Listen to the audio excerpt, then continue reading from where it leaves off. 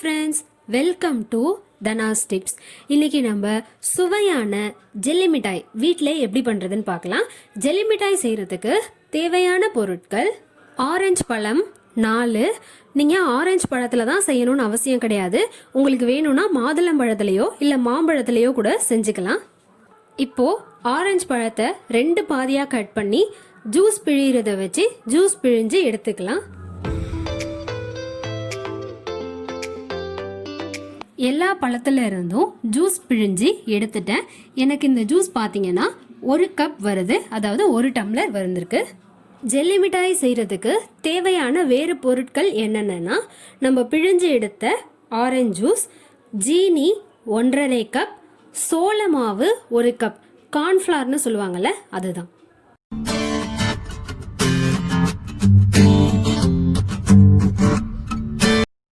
ஒரு பாத்திரத்தில் நம்ம பிழிஞ்சு எடுத்த ஆரஞ்சு ஜூஸை சேர்த்தலாம்.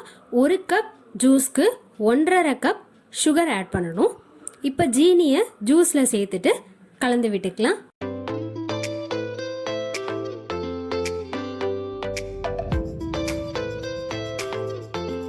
கலந்து முடிச்சதுக்கப்புறம் கார்ன்ஃப்ளவர் சோள மாவையும் சேர்த்துட்டு மிக்ஸ் பண்ணி விட்டுக்கலாம்.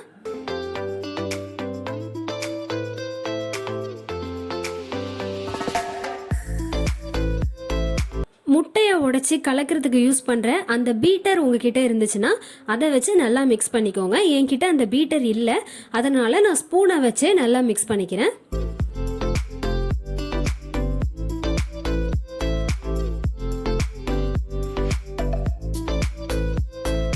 மாவு எந்த கட்டியாகவும் இல்லாமல் நல்லா பீட் பண்ணி எடுத்துக்கணும். பீட் பண்ணி முடித்ததுக்கப்புறம் 1.5 டம்ளர் தண்ணி ஆட் பண்ணிக்கலாம். ஜூஸும் சோள மாவும் 1 கப் ஆட் பண்ணியிருக்கோம். சுகரும் தண்ணியும் 1.5 கப் ஆட் பண்ணியிருக்கோம். இப்போது இதை நல்லா மிக்ஸ் பண்ணி விட்டுக்கலாம். மிக்ஸ் பண்ணி முடிச்சாச்சு. இப்போ இதை ஒரு 1/4 மணி நேரத்துக்கு கொதிக்க வச்சுக்கலாம். இது கொதிக்கிற 1/4 மணி நேரமும் ஒரு கரண்டி வச்சு மிக்ஸ் பண்ணி விட்டுட்டே இருக்கணும். இது அடி பிடிக்காமல் இருக்கணுங்கிறதுக்காக தான் நம்ம மிக்ஸ் பண்ணி விட்டுட்டே இருக்கோம். அடுப்பு சிம்மில் தான் இருக்கணும்.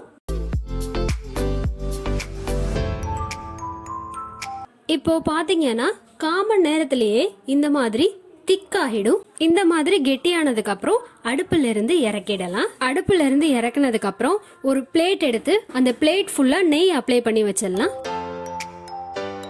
இப்போ நம்ம ரெடி பண்ண மிக்சரை இந்த பிளேட்டுக்கு மாத்திக்கலாம்.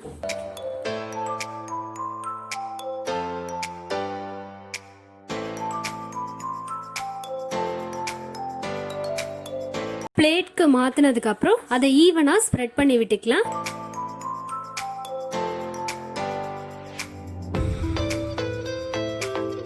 ஸ்ப்ரெட் பண்ணி முடிச்சதுக்கப்புறம் இதை நல்லா ஆற வைக்கணும். சுத்தமாக ஹீட்டே இல்லாமல் ஆனதுக்கப்புறம் தான் இதை நம்ம ஃப்ரீசருக்கு மாற்ற போகிறோம். நல்லா ஆறிடுச்சு. இப்போ இதை ஃப்ரீசரில் வைக்க போகிறேன். 1 ஹவர் ஃப்ரீசரில் வச்சதுக்கப்புறம் இதை ஃப்ரீசர்லேருந்து எடுத்து வச்சுருக்கேன். இப்போது இதை கட் பண்ணிக்கலாம். 1 ஹவர் இது ஃப்ரீசரில் இருந்ததுனால இதை ஈஸியாக கட் பண்ணுறதுக்கு வரும்.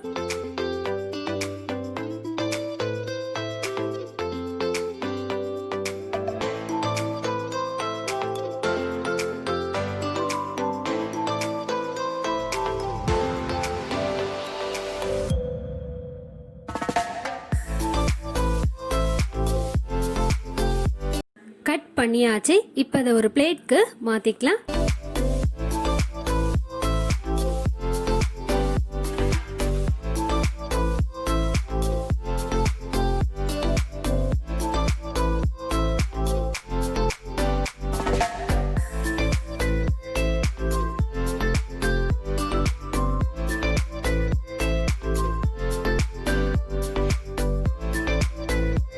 நம்ம கட் பண்ணி எடுத்த பீசஸ் மேலே ஜீனியை தூவி விட்டுக்கலாம்.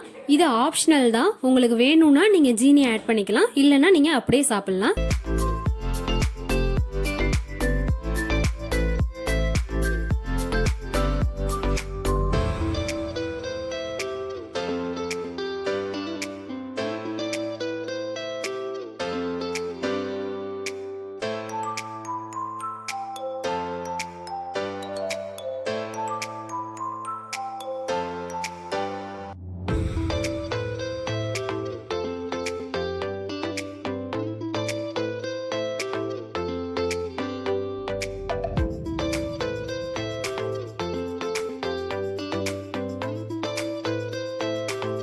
இப்போ பார்த்தீங்கன்னா நான் ஒரு பிளேட்டில் உள்ளதுக்கு ஜீனி ஆட் பண்ணியிருக்கேன், இன்னொரு பிளேட்டில் உள்ளதுக்கு ஜீனி ஆட் பண்ணாமல் ப்ளைனாகவே வச்சுருக்கேன்.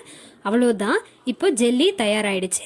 எல்லாரும் ட்ரை பண்ணுங்கள். சேனல் பிடிச்சிருந்தா சேனலுக்கு சப்ஸ்கிரைப் பண்ணுங்கள். தேங்க்யூ.